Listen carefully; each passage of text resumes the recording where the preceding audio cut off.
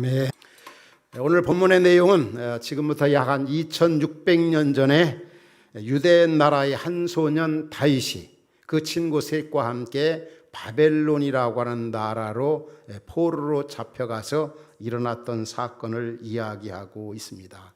우리 지도를 이렇게 준비했는데 유대 나라, 이스라엘 중심한 유대 나라가 있지 않습니까? 그래서 이제 바벨론으로 이스라엘 백성들이 죄를 지음으로 말미암아 우리가 아는 바대로 1차, 2차, 3차 포로로 잡혀갔습니다. 그때 1차로 잡혀간 사람이 다니엘과 그 세 친구 잘 알지 않습니까? 사드락, 메삭, 아벳노고. 이 느부갓네살 바벨론 왕은 이 네 소년에게 이름까지 다 바꿨습니다. 그 유대 나라 이름, 이스라엘 이름을 그 아람어로, 이 바벨론 나라 아람어로 이름까지 바꿔주면서 그 3년 동안 요즘 표현한다면 석사과정, 박사과정까지 다 공부시켜가지고 앞으로 자기를 위해서 왕궁에서 나라를 위해서 일하도록 그들을 이제 키우기 시작한 겁니다. 특별히 다니엘은 아주 민첩하고 지혜가 있고 모든 일에 흠이 없을 정도로 아름답게 자라가는, 또 살아가는 그런 소년이었습니다.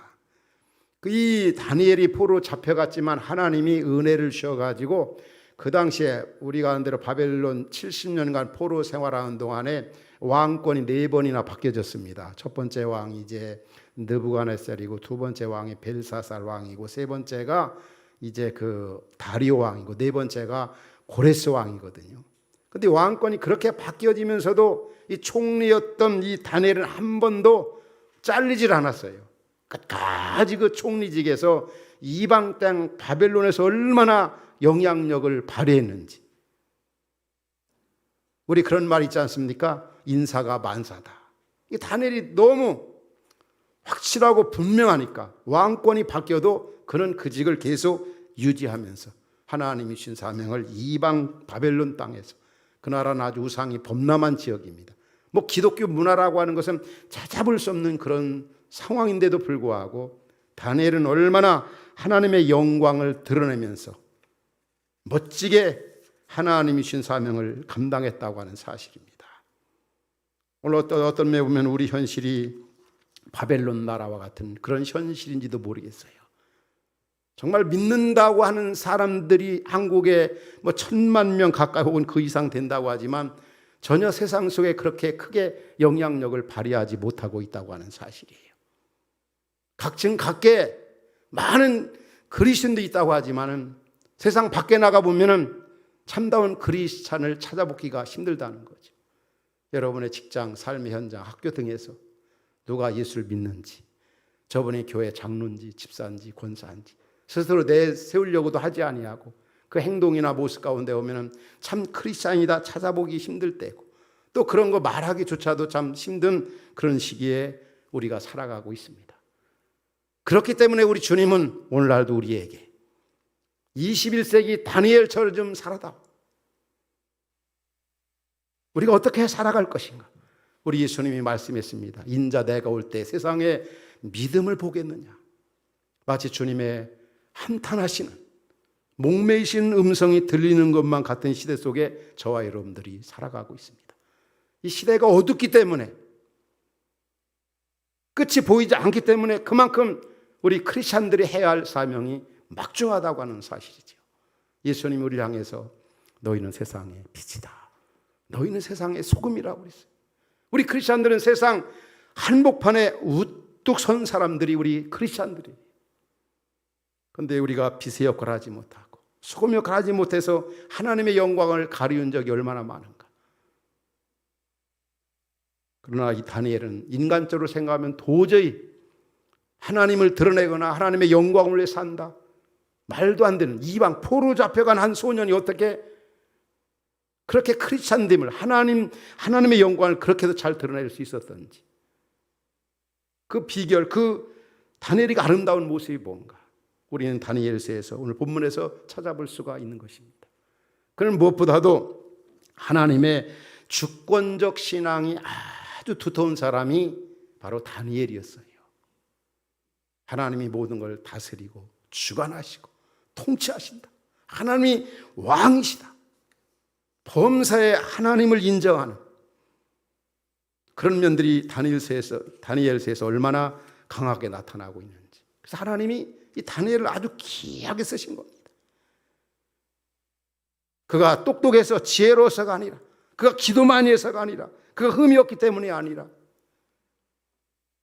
하나님의 은혜로 그 나라 그 영광을 위해서 다니엘을 아주 귀하게 쓰셨어요.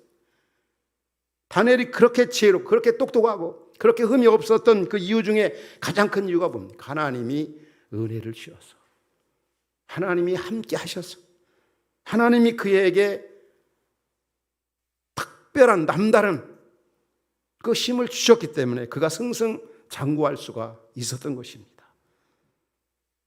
다니엘서 1장 9절에 오면은 그런 말씀이 나옵니다. 하나님이 다니엘로 하여금 환관장에게 은혜와 긍휼을 얻게 하신지라. 이 다니엘이 포로 잡혀가서 만난 사람이 누굽니까? 왕의 모든 일을 보좌하고 다 주관하는 환관장. 이 참 좋은 만남. 이 하나님이 다니엘에게 이런 사람을 만나게 하신 거죠. 또 1장 17절에 오면은 하나님이 네 소년 사드락 메삭 아벳느고 다니엘을 중심해서 학문을 주시고 모든 서적을 깨닫게 하시고 지혜를 주셨어요. 하나님이 그렇게 다니엘을 높이셨고 그 세 친구도 하나님이 도와주셔서 그 이방 땅에서 하나님의 그 아름다움을 구현하면서 드러냈다는 거죠. 오늘 우리도 이 땅에 살면서 하나님의 주권을 인정하며 살아가는 것이 얼마나 중요한지 몰라요. 우리 잠언 3장 6절에 그런 말씀 나오잖아요. 너는 범사의 여호와를 인정하라. 모든 일에 하나님이 주되심을 인정하는 것, 신뢰하는 것, 그분께 이렇게 맡기는 거, 이게 얼마나 중요한. 그러면 내가 내 학계를 책임져 주시겠다. 이게 바로 하나님의 약속의 말씀입니다. 하나님 위대한 역사를 이뤘던 사람들 몇 분 찾아볼까요? 우리 창세기 39장 2절에 오면은 요셉이 또 역시 종으로 팔려갔어요. 종살이 하잖아요. 그런데 하나님이 함께 하심으로, 요셉과 함께 하심으로 그가 형통한 자가 됐다고 그랬어요. 또 사무엘상 3장에 보면은 사무엘이 그랬어요. 보면 사무엘이 자라매 여호와께서 그와 함께 계셔서 그 말이 하나도 땅에 떨어지지 않았다. 오늘 우리 자신들이 또 우리들의 자녀들이 세상에서 이렇게 요셉처럼 또 이 사무엘처럼 그렇게 하나님이 함께하는, 다니엘에도 하나님이 그렇게 하셨어요. 다니엘에도 하나님이 함께 하셔서 그가 이방 땅에서 그렇게 아름답게 승리의 개가를 부르며 살아갈 수가 있었던 거죠. 그것도 오랫동안의 말입니다. 우리가 잘 아는 다윗 같은 경우도 사무엘상 그 18장에 보면은 여호와께서 다윗과 함께하는 걸 보고 사울이 굉장히 두려워했어요. 이러한 말씀을 보면서 저나 여러분들이 생각해야 될 게 뭐겠습니까? 우리가 추라도 교만해지지 말아야 됩니다. 우리가 지나온 날의 삶의 발자취를 돌아보고 현재 살고 있는 모습이 다 하나님의 은혜라는 것, 우리의 행위와는 아무 상관없이 하나님이 우리를 통해서 당신의 그 뜻을 이루시려고 말입니다. 부족한 저 자신들에게 목회 사역을 하면서 참 하나님이 얼마나 이렇게 저와 함께 하시는지, 제가 잘해서, 제가 뭐 믿음이 좋아서 결코 그런 것 같지가 않아요. 한 그 예를 든다면은 이제 우리 화평 가족들을 섬기면서 나이가 드시면서 하나님 부르심을 받아가는 많은 분들을 이제 봅니다. 저 마지막 그 고통의 순간에 또 천국 부활의 주님 만나기 그 직전에 대부분이 많이 참 고통스러워하고 또 힘들어하시고, 그럴 때 대부분이 보면은 그분들이 생각나는 게 뭐겠습니까? 그래도 목사 아니겠어요? 참 놀라운 것은 참 임종 기도 후에 꼭 보면은 그 숨을 거두시고 하나님 앞에 서는 그런 우리 성도님들, 권사님, 집사님들을 많이 제가 보고 있습니다.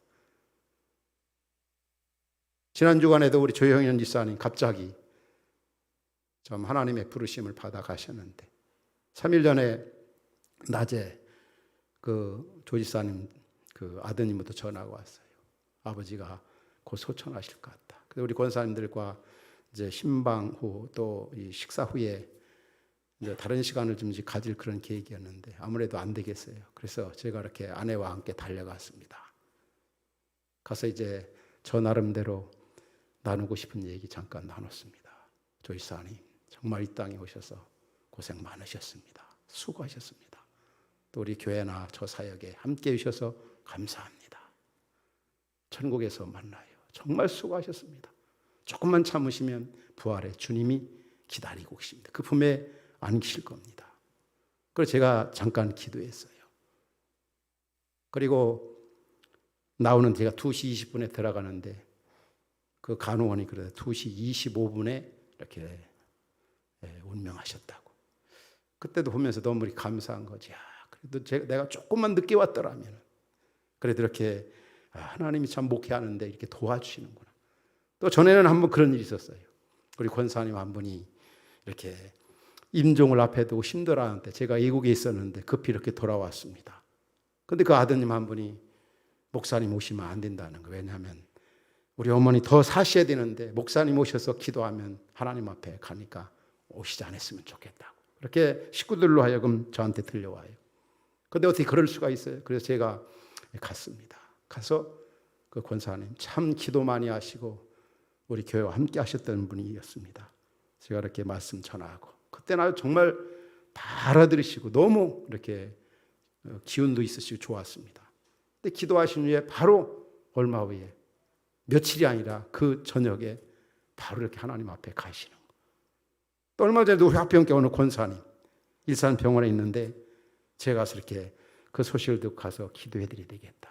제가 이렇게 떠나왔지만 그분 장 권사님 너무 저를 사랑해 주시고 교회를 사랑했던 분이어서.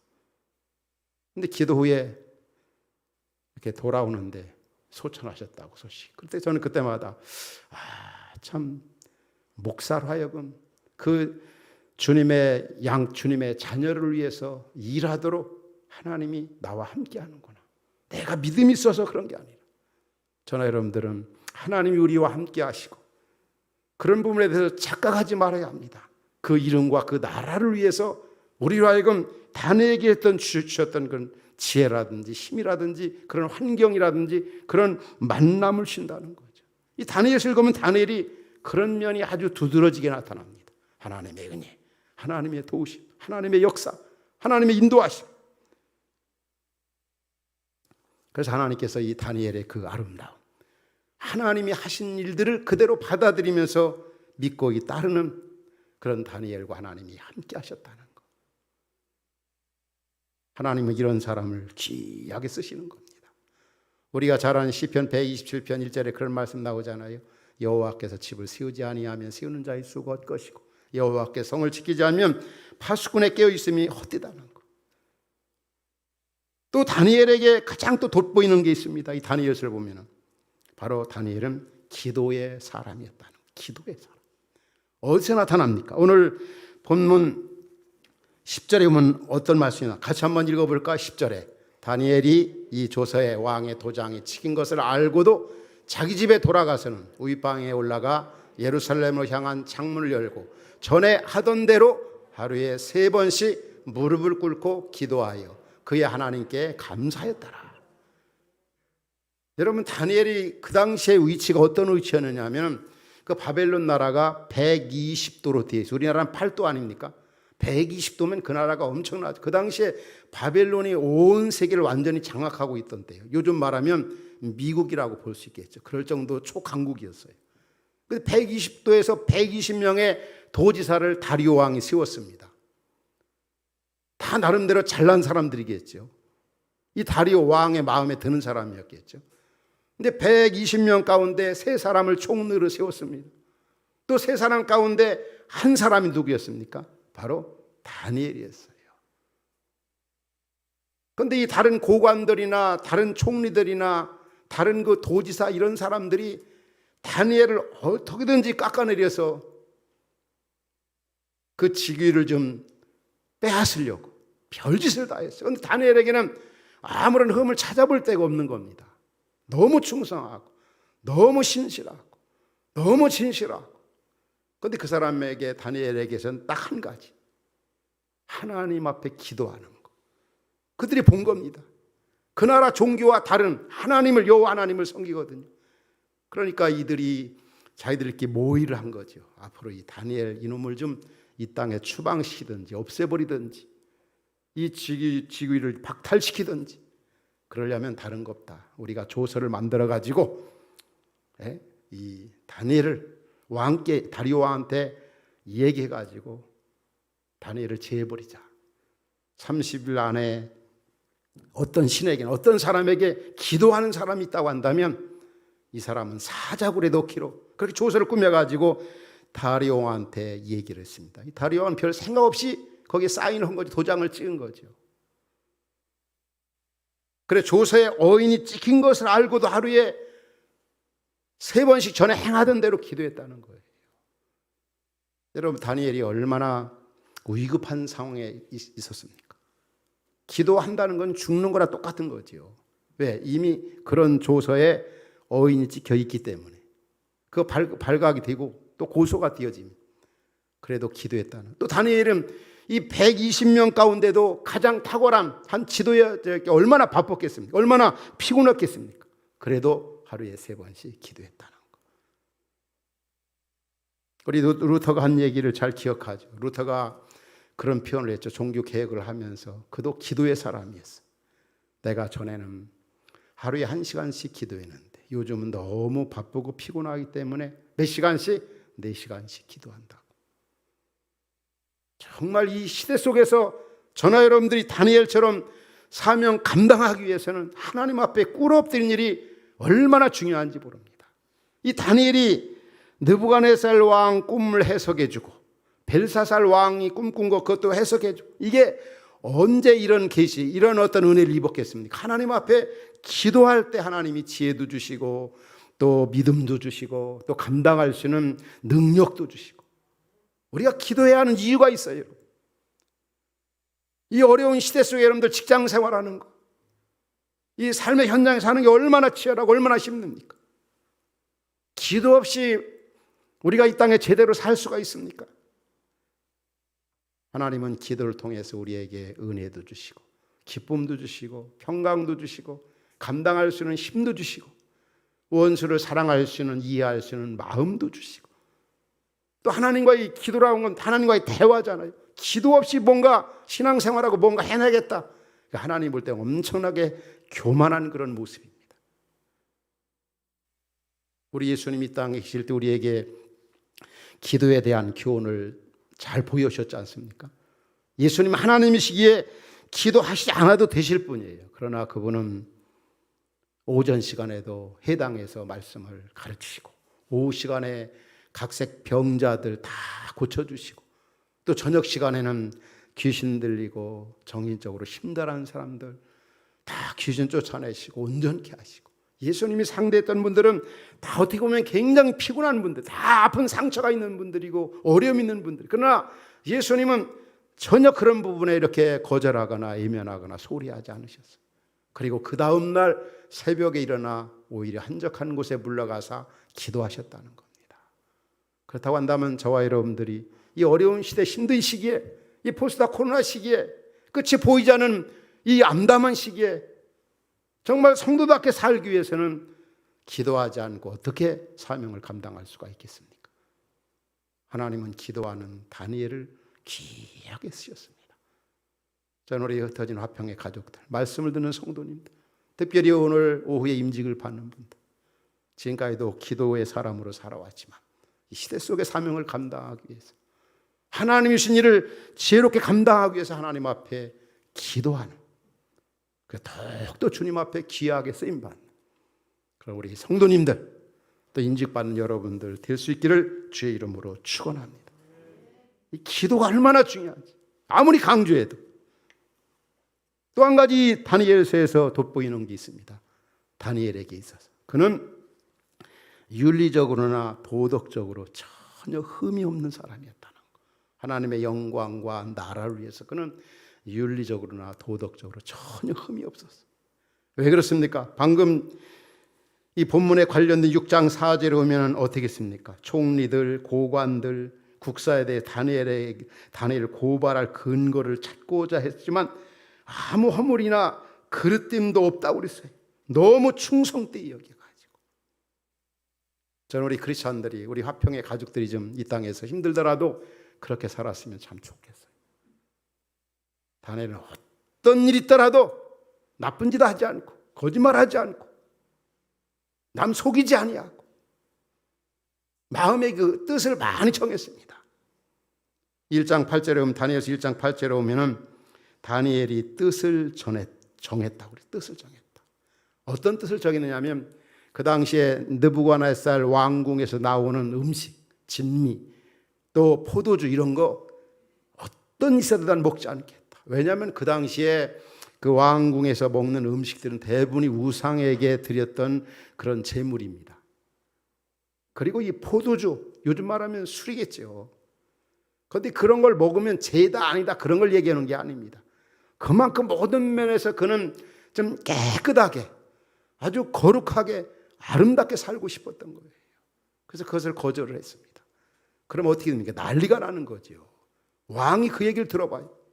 그런데 환관장이 이 다니엘의 그 요청을 들어주었어요. 나는 앞으로 열흘 동안에 채소만 먹고 왕의 그 상에서 나오는 진미 고기 먹는 사람하고 한번 비교해요. 실제로 열흘 지났는데 다니엘의 모습이 훨씬 더 좋았지 않습니까? 아주 윤택하고 굉장히 건강했어요. 오히려 고기 먹은 사람보다.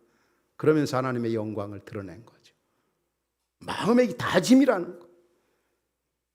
우리 이번에 임직받는 분들 이미 우리 화평교회에서 시무권사로 또 우리 안수집사로 임직받은 귀한 분들 많이 있습니다. 그렇지만 새롭게 이렇게 다짐을 하는 거. 내가 임직받은 이후에 안수집사로 시무권사로 충실하게 잘해왔는가. 한 번 정도 이렇게 점검해 보면서 새롭게 더 높은 헌신과 섬김을 다짐하는, 각오하는. 그렇게 우리가 하지 못해도 그렇게 그런 자세 갖는 게 얼마나 중요한지 몰라요. 하나님의 위대한 역사를 이루었던 사람들, 바로 하나님 앞에 너무 신실했고 흠이 없이 아름답게 살았다고 하는 거죠. 저는 자주 여러분들에게 소개해드린 빌립보서 4장 8절 말씀, 이런 말씀 나오잖아요. 우리 믿음의 식구들 구원받은 하나님의 자녀 이 땅에서 무엇에든지 참되고 무엇에든지 경건하고 무엇에든지 또 옳고 무엇에든지 사랑받을 만하고 무엇이든지 칭찬받을 만하고 가정에서도 여러분의 직장에서도 우리는 정말 할 수 있으면 흠재 피지 말아야 돼요. 그래야 이 세상 속에 영향력을 발휘할 수가 있어요. 초대교회 성도들이 그렇지 않습니까? 온 백성에게 칭송을 받았다는 말, 믿지 않은 사람들까지도 칭송을 받았다는 거죠. 참 그렇게 살기 힘들지 여러분. 제가 이런 말씀드리면 우리 성도님들, 특별히 남자 성도님들 저를 향해서 속으로 그렇게 말씀하실지 모르겠어요. 목사님, 그렇게 강당에서 좋은 말은 누군들 못해요. 목사 한번 직장 생활 해보세요. 세상 나가서 해보세요. 말 같지가 않습니다. 왕따 당합니다. 엄청난 손해를 봅니다. 그런데 성경은 뭐라고 말씀합니까? 그럼에도 불구하고 하나님 말씀 원칙 중심으로 살고 옳게 살고 그때 하나님이 함께 하시고 하나님이 길을 열어주시고 하나님이 도와주신다는 영원 불변한 절대적인 하나님 말씀.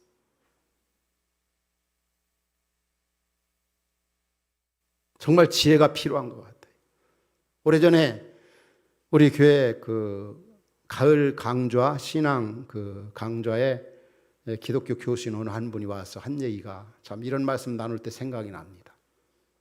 어느 한 분이 참 예수를 믿고 거듭났어요. 너무 좋은 거예요. 완전히 그 알코올, 이 술 중독이었을 정도로 그런 분이 예수님 만나고 나니까 얼마나 좋은지, 가정이 달라지고 직장 생활에도 얼마나 힘이 생기고 좋은지. 근데 어느 날 술 좌석에 옛날에 갔던 자리에 갔습니다.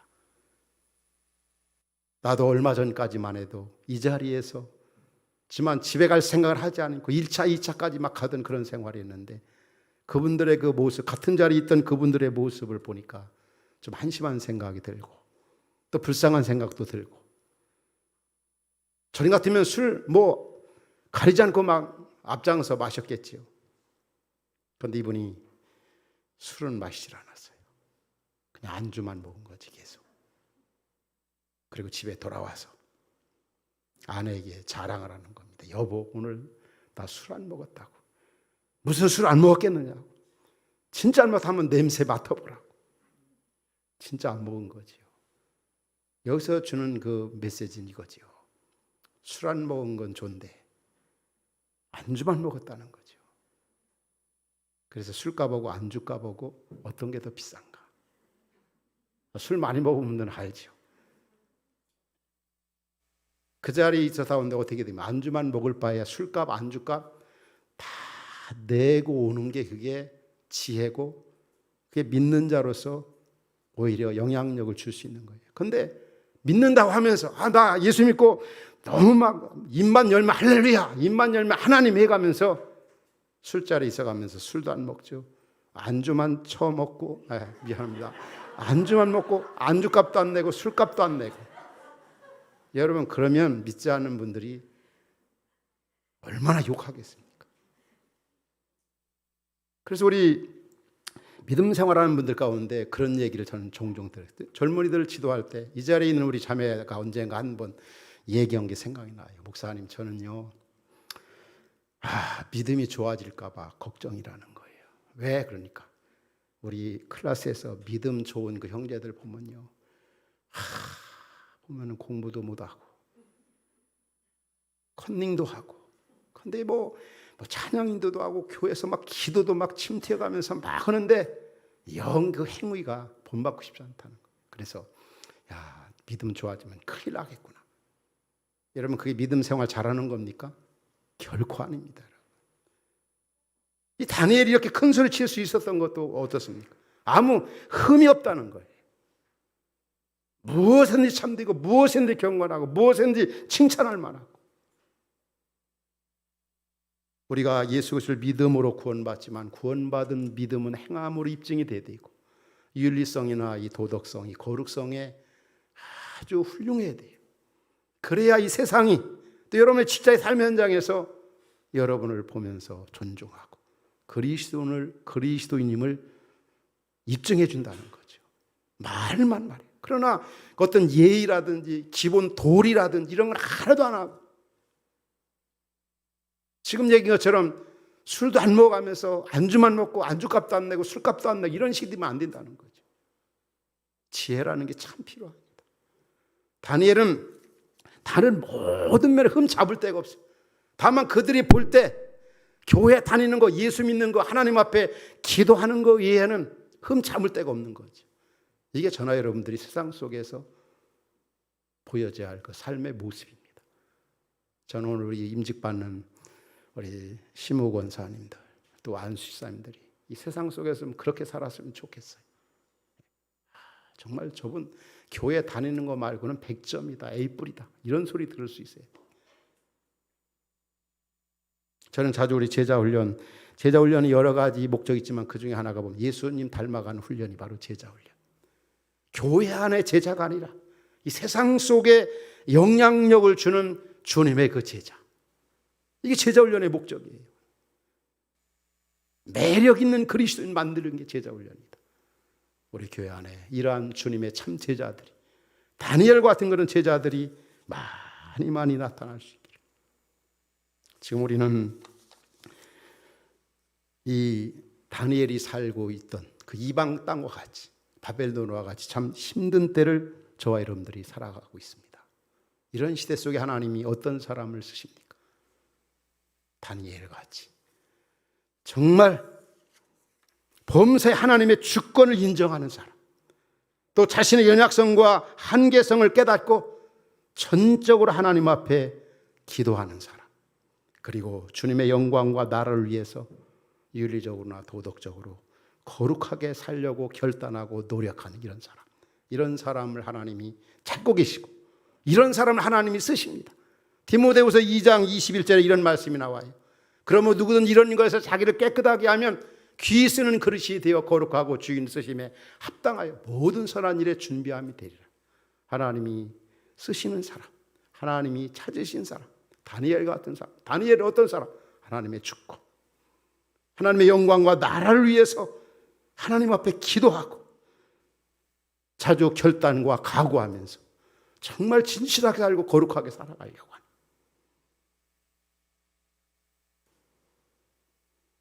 흩어진 우리 화평 가족들, 말씀을 듣는 우리 성도님들, 21세기에 다니엘로 살아갈 수 있기 바랍니다.